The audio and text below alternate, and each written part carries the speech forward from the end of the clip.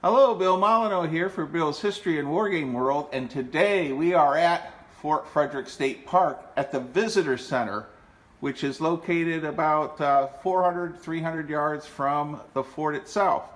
And we're going to be talking to Robert Ambrose, and oh my gosh, it's Goober the Traveling Bear. All right, let's go talk to Park Ranger Robert Ambrose here at Fort Frederick. I'll let him take it away because he knows everything about the fort. Good morning, everybody, and welcome. You are getting a view of the brand new museum here at Fort Frederick inside of our visitor center, which has been here since about 1982. For those of you who have never seen it, this is our office, our visitor center area, and kind of a catch-all auditorium. So you can come today and see our new exhibit, and you can also come and watch our 10-minute orientation video on fort history, and then walk up to the fort for yourself when you come and visit. Real quick, we'll just kind of run through the gallery. I'm not going to spend a lot of time going through everything, but I can kind of give you an overview of what's here. And kind of what we've got is the story of Fort Frederick from before, the reasoning of the fort being here, with the beginnings of the French and Indian War and the disputes with between the French and the English, and of course the Indians, or American Indians, caught in between. We have lots of visuals here. We have a number of famous and regional artists involved in this exhibit. We have lots of good information, and hopefully told in a way that it's easy to digest. So we talk about Fort Necessity and Braddock's defeat, and then we get into the construction of Fort Frederick in 1756. And here we have a diagram of kind of how we feel the fort was looked in the 1750s, as long as some of the construction tools and equipment that were used here to build the fort. Now, Robert, I'd like to ask, I'm noticing your fort is made out of stone. I've done several videos recently. We were just at Fort Necessity 2 weeks ago. It was made out of wood. Why would they take the time and energy to build a stone fortification? Well, I blame this guy right here, Governor Horatio Sharp. He had been a British military officer before he became the governor of Maryland, and he knew basically he had one chance at getting a good fortification here for the colony, and he wanted to build a stone. He wanted to build a stone simply because it couldn't be burned down. He pointed to Fort Granville in Pennsylvania being burned around the time the construction starts, to say, look, this is why we're taking the extra expense to build it of stone. We're never going to get burned down by French and Indian raiding parties. He also wanted Fort Frederick to be the next big thing. This is where the next campaign was going to jump off from. This is where we were going to go west and capture Fort Duquesne.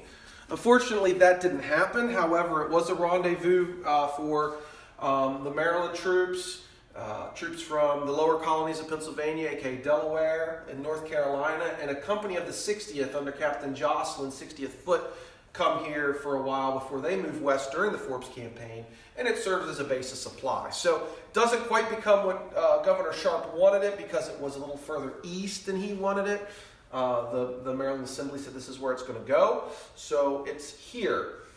But it does play that role in that campaign, and it does its job. It's never directly attacked. Yes, there are some raids, there's some people shot outside, there are people killed and scalped within eyesight of the fort, but it's never attacked because it's built of stone, and French and Indian raiding parties are small and have muskets, and they're not going to breach this, and the French were probably never going to have a big enough force with artillery to come this far east to lay a siege to it as you would do. So yeah, so it was extra expense to build, and plus it was easier upkeep once it was up. You didn't have to worry about rotting logs and earth and all that. You had the stone. I mean, most of our fort wall today has been here since 1756. About 70% of it still standing as it was. Wow. And I saw Ranger Bob Studi was posting pictures of things you found here, and this is a display case of what's a few of these items in here, because I can tell the key is there and an axe head. What else is in there? So the top, this is a froe. This is for making shingles, for splitting shingles. I have a handle here, and then you would hit it with a hammer or with a wooden hammer and to drive down and split the wood to make shingles. Different types of spikes and nails that would have been used in constructing the gates or the buildings. Those are pintles for hanging doors or shutters. Of course, you saw the hammer and the big axe. Here's a claw hammer, an 18th century claw hammer, and then this is one of our favorite pieces. This is a spike that was on top of the gate to help keep the enemy from climbing over. Wow. So you'll see that if you look at our fort gates today, we have that in our reconstruction, we have those spikes across the top of the gate. All right, well, continue on. I'll try not to keep interrupting you. No, you're fine. So we kind of will jump here to the middle a little bit in the side. So we have museum figures representing different people you would have seen around Fort Frederick. The main three here in the middle are our laundress, talking about the role of the women who would have been here, and there were 8 women, and that's what we're going to talk about today at 1 o'clock. At 1 o'clock today, when I do my program about the women here at Fort Frederick. Beside her is a Maryland soldier. He is based off of a composite of deserter descriptions. So his height at 5'5", his hair color, his age, all of that is based off of deserter descriptions, including the uniform, the red coat, cuffed in black. So he is what the typical soldier would have looked like here on a regular basis. And then over here we have our officer, resplendent in his red suit. We know that several of the officers in their probate inventories and wills after they died had simple red suits, and they both of the gentlemen that we got that from died right after their service, so we're pretty sure that was their uniform. And we have this great image here of a militia officer from Maryland, Colonel Belt, I believe it is.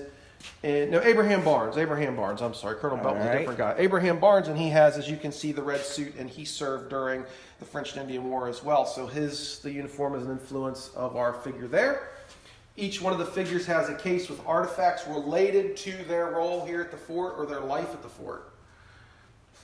So here's the artifact case, and I can't do justice for this little museum here. Please come out and visit, because I'm videoing the best I can, but there's a lot to see here. What's behind me here, Robert? So our little tableau here represents when 62 Cherokee warriors showed up at Fort Frederick in April of 1757. And they would eventually form an alliance with the colony of Maryland. So this is sort of their first interaction. The two figures here, at least in some respects, represent real people. Our American Indian warrior, his name is Wahatchee. He was the head warrior here. And we represent the gentleman in the brown suit as Richard Paris, who was actually their translator for the rest of the Marylanders here. The big thing about this alliance that is formed is that the Maryland troops benefit greatly from it.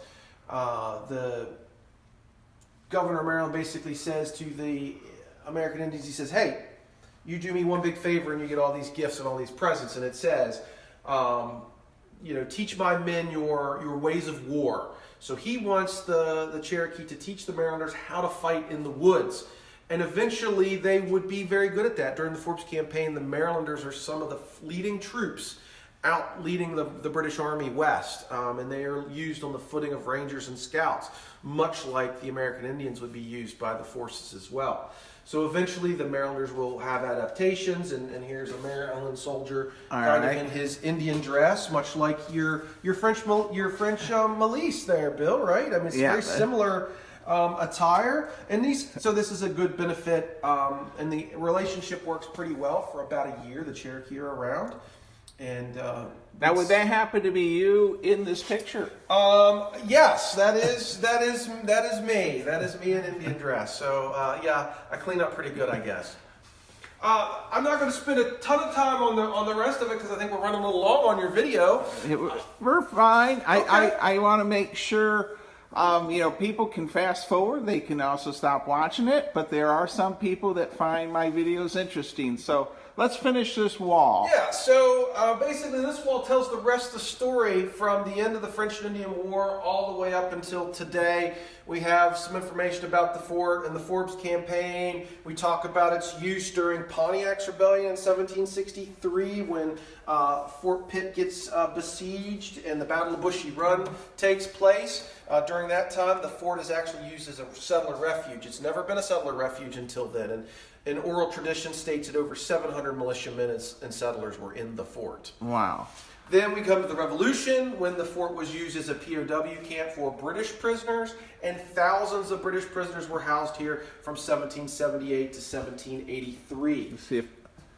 Wow. And I'm going to have to ask, we're right here in Maryland. Was this fort used for the American Civil War? Yeah, so we come on down. Basically, after the Revolution, the fort sold as surplus property. It changes hands many times, becomes a farm. In 1850, Nathan Williams and his family show up here. By 1860, they purchase the property. Nathan Williams is an African-American gentleman who had been enslaved as a child. His father had gotten him out of slavery. Nathan's wife, Amy, so this is Nathan, this is his wife, Amy. Amy had also been enslaved. Nathan bought her out of slavery, purchased her freedom, and they lived here from 1850 until 1911. So they are the longest owners, other than the colony and state of Maryland, to own this property. And they're involved in a lot of things. Early African-American education. We're restoring the schoolhouse that they were part of right now. It's on park property. When that's done, we'll have to do a video on that. All right. So then the Civil War takes place while they're here. And Fort Frederick technically sees its only combat on multiple occasions. Now, the fort is probably not what's being attacked. The fort is where the soldiers are staying in the winter of 1861-62. They're fighting along the Potomac River to protect the C&O Canal and the B&O Railroad. But there are skirmishes, 3 infantry skirmishes and one or two artillery moments. One, the artillery's is literally a cannon was brought here, a train is going down the B&O Railroad, and they blow it up. Wow, that must have been exciting. Which was pretty cool. It was unfortunately was not a troop train, a Confederate troop train that they thought, but it was still a pretty big thing. And at that time in the war, basically the equivalent of the Associated Press picked it up, and story was printed all over the country. So that was a big deal. Now, Fort Frederick, not very important in terms of, say, Gettysburg, Antietam, those kind of things. There's bigger battles, but what I like to point out is here is the Battery F guidon for the 1st Pennsylvania Light Artillery with all of their battle honors on it. And one of my favorites is right here, Fort Frederick. Fort Frederick. Well, So look at it that. meant enough for them to put it on there. And I'm pretty sure it's on the 1st Maryland's monument, or on somebody else's monument. It's listed under battles. But here it is in gold leaf on the flag. So what they did here meant enough that they wanted to commemorate it. So yes, it's not a big battle, but it meant something for these guys. And the guys in the 1st Maryland Infantry who were here doing the infantry skirmishing, this was some of their first fighting. So can you imagine the first time the bullet whistled over your head would probably be something you'd remember for a long time. So after that Civil War, the fort goes back to the Williamses. In 1922, the state purchases the property and to help become one of Maryland's first state parks. And in the 1930s, Civilian Conservation Corps came here during the Great Depression and restored the fort walls, built many of the buildings outside of the fort that we see today. And since then, we've had a bicentennial of the fort. We've had a bicentennial of the country. And during the bicentennial of the country, the enlisted men's barracks were reconstructed. In 2006, we had the 250th anniversary of the fort. And we are pushing 265 now, I guess. Wow. I lose track after a while. Well, we have it. So Well, you're dealing with a lot of dates. lots of dates. Yeah. So three centuries of history here. Theoretically, 4 military conflicts if you count Pontiac's as its own, and also the Great Depression. So you got 5 major tableaus of American history that have a footprint on here. Plus our agricultural heritage, plus the African American story. So we have a lot of history besides just So Gettysburg's really just 3 days. You have several hundred years worth of history here. yes, and we try to do our best to tell all those stories with a small staff and limited time. We don't get to tell them the way we like, but we do like to focus on them when we can, and we do have some events that will have some of the features of that. We'll have our One Fort 3 Centuries in May, where we will highlight all the eras of the fort. We'll have a CCC weekend in October. No, September, sorry, and in October we'll have a Civil War weekend. So we've got, plus our French and Indian War muster, we'll do Rev War in July during the 4th of July holiday. So we try to branch out and see all that stuff. And I guess before we close out, one big question is, what are your hours for both the visitor center and your fort? So when people see this video, they don't drive here and find something closed. Yeah, so we are kind of in flux at the moment because we're coming out of the winter, moving into the spring hours. The visitor center is open 8 to 4 Monday through Friday right now. Hope soon it should be starting to open weekends in April. The fort will probably start opening weekends in April. But basically, Memorial Day to Labor Day, We are good to go. Thursday through Monday, the fort, barracks, and the store and all those things are open and staffed. Visitor center is open 7 days a week. At least 8 to 4. We have some other longer hours, but 8 to 4 is a good time to catch us on All right. Memorial Day to Labor Day. So in a few more weeks, everything will really be hopping here, and I think this is one of Goober the Traveling Bear's favorite historic sites. And thank you for putting up with my videos. I think we'll say thank you, Robert, for this tour. Thank you, and Bill. Everyone out there, please stay safe, be kind, be courteous, and visit a historic site somewhere near you. Thank you.